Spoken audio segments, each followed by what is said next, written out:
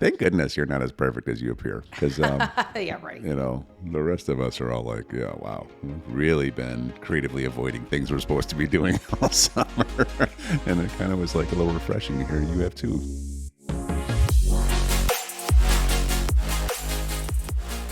Hello, everyone. We are Greg and Jacquie Francis, and welcome to High Performance Parenting, where our passionate goal is to encourage you to raise champion children in a crazy world. Every week, we will bring you multiple episodes from our extensive experience of raising our six happy, healthy, successful, godly kids who are confidently equipped to win big in life. We deeply believe that any parent who is provided with the right knowledge and continual support can raise amazing kids. And when they do, all of our futures get better. If raising up future generations of absolute champions matters to you as much as it does to us, here's how you can contribute.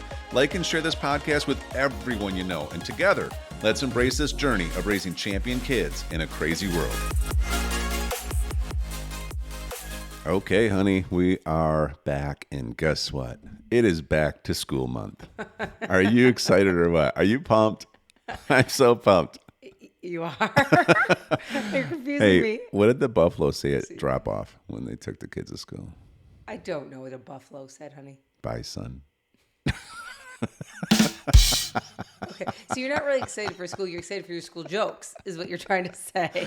Why don't fish go on vacation? Because they're always in a school. Oh, Jacquie Francis with the humor today. I'm hitting all the buttons for that one. She told a joke. I answered the joke. What's a snake's favorite subject? I don't know. History. All right, we got to move on. Now we're going too far. Okay, nice job. You got a joke in there. Yeah, Impressive. I know. All right, let's talk to people about what the most organized parent I've ever met in my entire life, named Jacquie Francis, what she is planning to do as far as getting everybody in the house ready for school season. Yes. All things, like between schedules, Yeah. between how we're prepping the kids. I kind of just come along for the ride in this one mostly. That's so for sure. But I am your backup, and I'm good at it. Well, I appreciate that.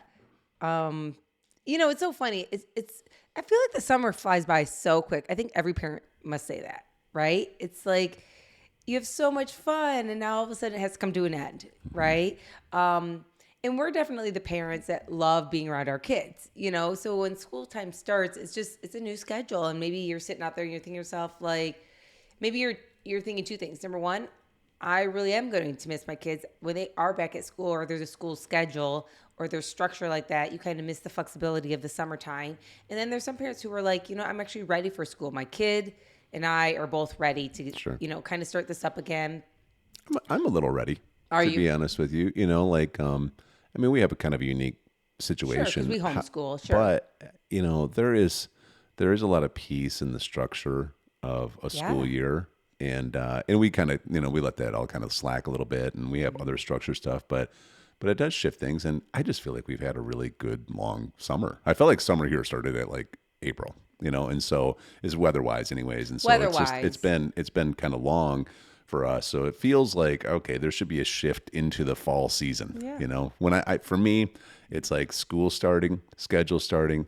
We're all kind of getting more productive, which I'm kind of ready for with some of our other business stuff. And it also means football starting. Oh, well, Yeah, then we're ready for it then. Yes. All right, anyways, go ahead. I didn't know if we were going on a tangent about football It was next. my tangent.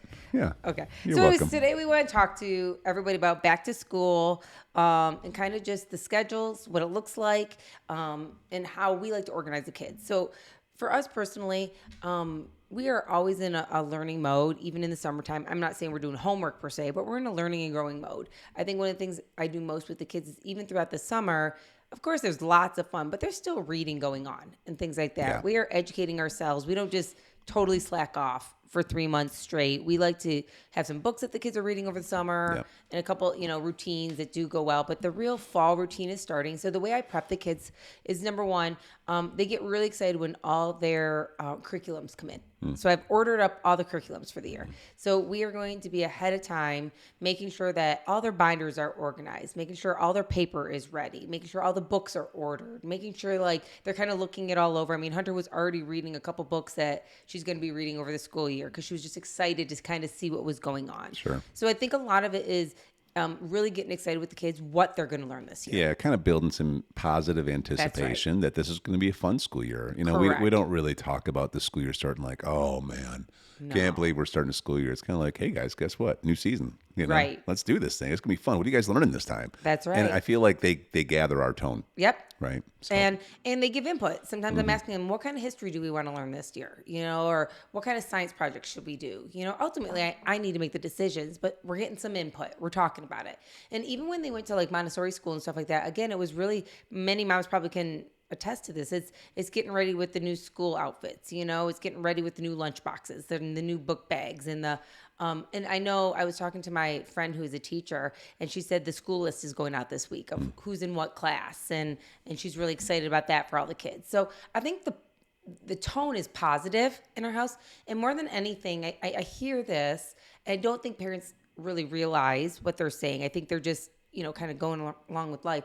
But I hear, unfortunately, where moms are like, I'm so ready, or dads or parents, I should say, I'm so ready for my kids to get out of the house. Gosh, I just need a break from them. I'm just ready I just want my house clean without them running through it. Like, it's kind of like a Debbie Downer, And when you hear that stuff as a kid, you're kind of like, so am I a burden? Like, right. Is this a problem? Like, should I just... Yeah, and it's just stuff that, honestly, whenever I hear a parent that says that, I guarantee you they heard that growing up too. 100%. And so all this stuff just keeps getting duplicated. But you got, again, the whole intentional thing. Yes. Got to be thinking through, is this really what we want to convey? Even if you feel that way a little bit, right. Do you want your kids to feel like they were a burden? Because how are they going to interpret it? Right. And like, I've read things so many times, like you only have so many summers with your kids before they move out, or so many Christmases. You and I were just talking about this, how our oldest girls are juniors this year. And we're like, no way. You and I are having lunch and we're talking through like, what projects are we going to have them working on work-wise, business-wise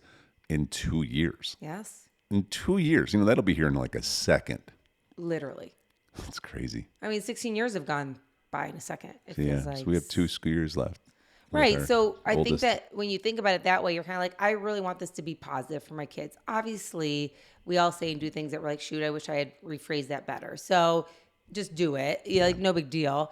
But I'm really conscious of that, and also realizing that sometimes school can be a little anxiety for some kids. Like we have a couple kids that enjoy learning at the highest level, and then some that have a little difficulty in some subjects, right? And so I don't want to add more stress to them by making it seem like this isn't going to be fun. And I'm also at this point preparing all of our tutors for the kids, what the school year looks like for our tutors. With us homeschooling, the tutors are on our schedule. So like, when is our start day? What works best for our family? If I already know ahead of time some vacation days we're taking off, I already prep our tutors ahead of time with that kind of stuff. I tell the kids, hey, school's starting on this day with this tutor.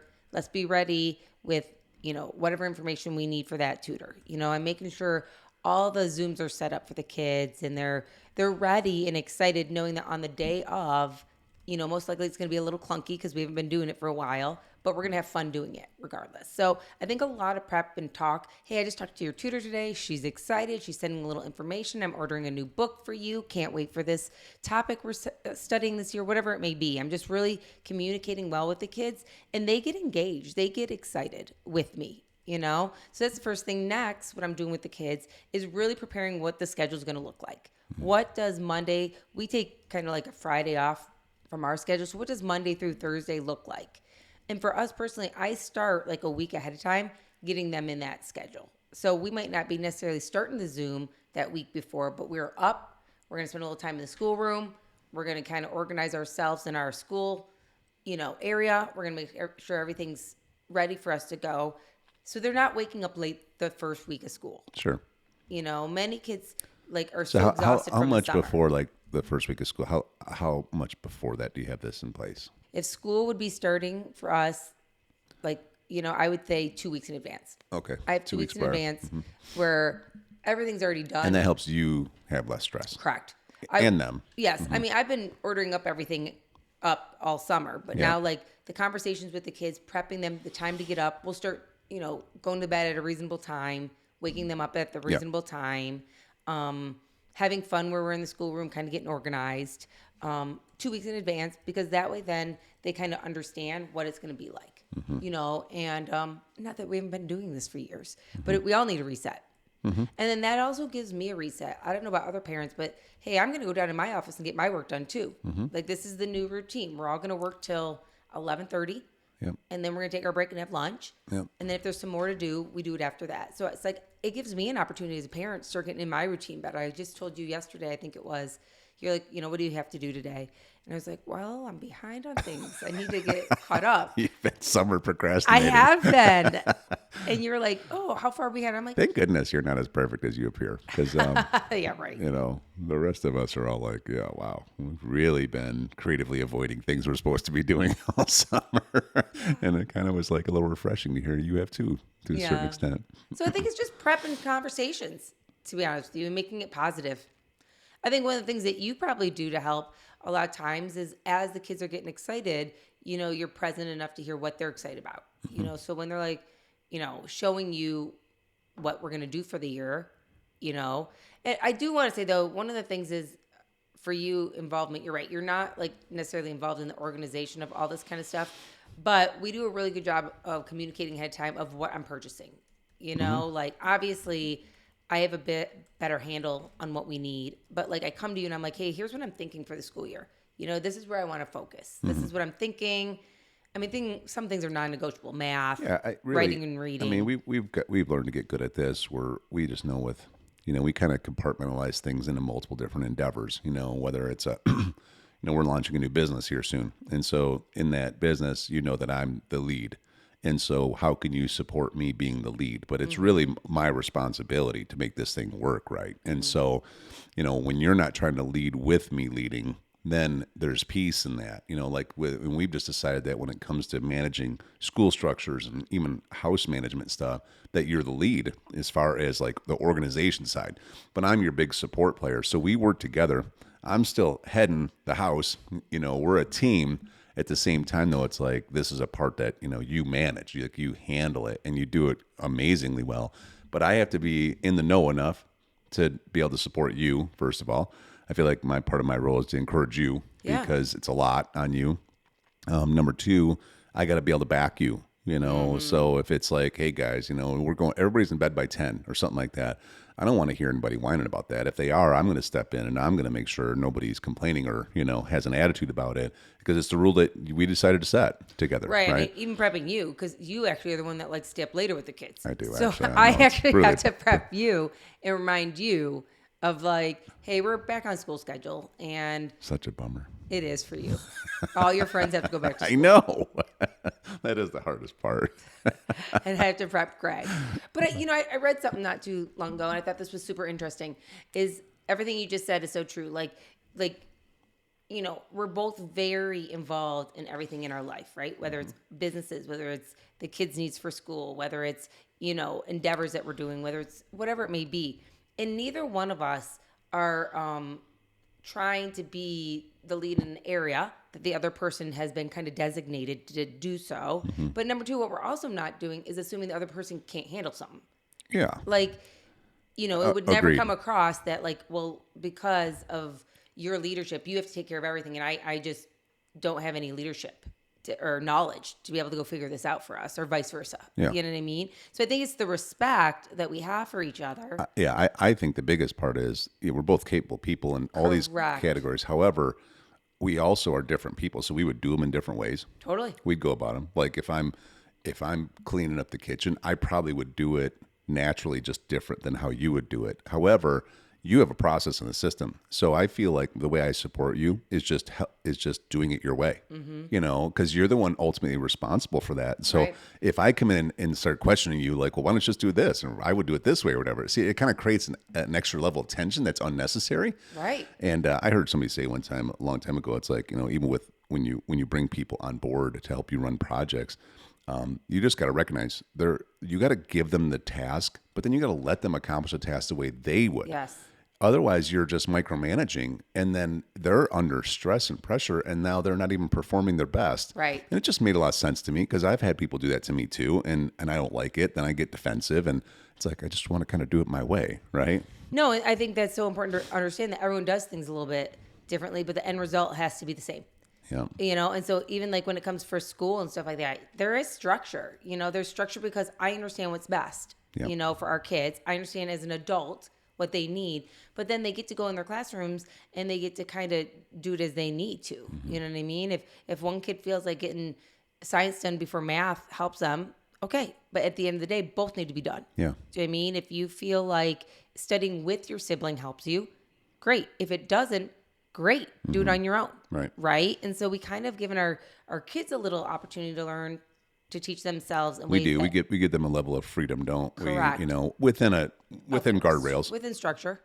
But it really is. At the end of the day, did you get it done right? Did you get it done? Was it done well? Did you learn what you needed to learn? Correct. Was it done in the time frame you're supposed to get it done? And we're watching it. We're monitoring it. But it helps them become independent, which is what our goal is, Right. I mean, so I think more than anything, when I think about this kind of thing, it's like really the preparation is making sure you're a team doing it well together. So good. All right. We better continue this one on part 2. Oh gosh, the I next bet you there's episode. more jokes. Bring your jokes. Hey everyone, thanks for listening and thanks for your love and support. We hope that today's episode added tremendous value to you and your family. It would mean so much to us if you would partner with us on our mission of helping parents around the globe raise champion children in this crazy world. To do so, simply take a moment to like and share this podcast with everyone in your network. See you next time.